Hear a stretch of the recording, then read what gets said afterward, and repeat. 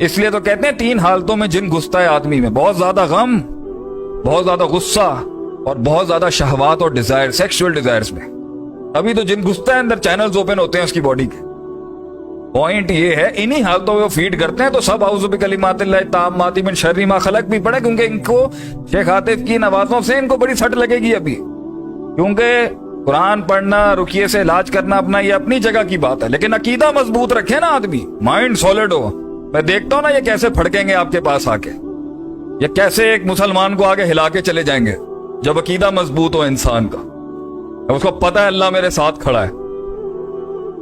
نہیں بھی دیکھتا تو بولے اللہ ساتھ کھڑا ہے، نہیں بھی محسوس ہوتا بولتا اللہ میرے ساتھ کھڑا ہے. مر جائے گا نا اینڈ میں، مر جائے گا نا.